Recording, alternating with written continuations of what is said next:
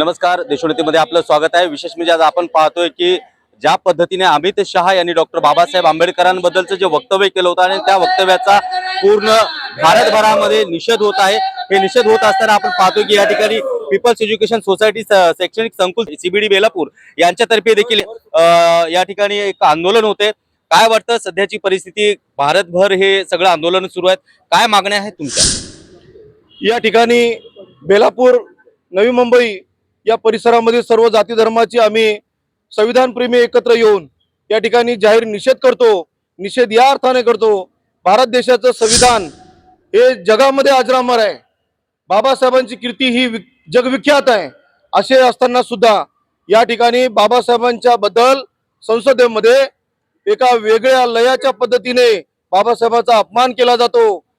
देशाचे केंद्रीय गृहमंत्री हे उच्च पदावर असताना बाबासाहेबांच्या विषयी असे उच्चार उद्गारणं त्यांना शोभत नाही। म्हणून आज आम्ही सगळे या ठिकाणी एकत्र यासाठी आलो की तात्काळ अमित शहा केंद्रीय मंत्री यांनी तात्काळ राजीनामा द्यावा।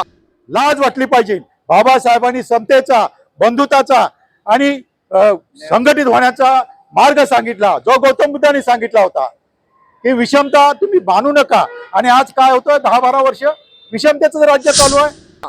राष्ट्रपती महोदयांना आम्ही विनंती करतो की त्यांनी यांना तात्काळ बडतर्फ करावं।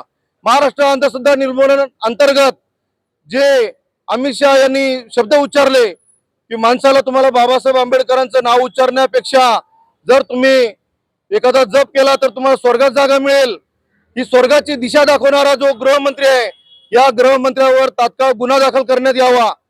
या ठिकाणी समस्त बहुजनांच्या समोर संसदेमध्ये बाबासाहेबांचा आदरयुक्त असा सन्मान व्हावा आणि म्हणून अमित शहा यांनी जाहीर माफी मागावी अशी आमची या ठिकाणी आम्ही मागणी करतो। जिकडे बघावं तिकडे आम्ही कुठे तक्रार करायला गेलो, परवानगी घेतलं की आमच्यासारख्या सामान्य माणसाला तुरुंगात कोंबलं जातं।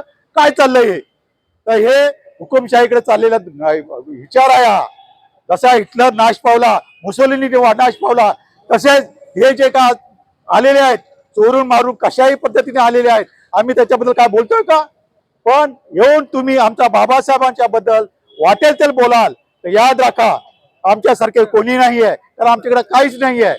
आमच्याकडे आड्यातले तर पोहऱ्यातून कुठे येणार आहे, त्यामुळे आम्ही कोणाला घाबरत नाही आहे। पण पाहतोय की या ठिकाणी अमित शहा यांनी गृहमंत्री पदाचा राजीनामा द्यावा असं पीपल्स एज्युकेशन सोसायटी यांच्या मार्फत ही मागणी आहे।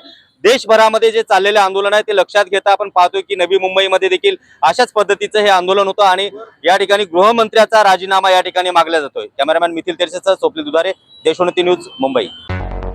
मुंबई, पुणे, नागपूर, मराठवाडा असो का विदर्भ, राजकीय, सामाजिक, शैक्षणिक क्षेत्र असो का क्रीडा, सर्वच घडामोडीचे विश्लेषण पाहायला विसरू नका। फक्त देशोन्नती न्यूजवर।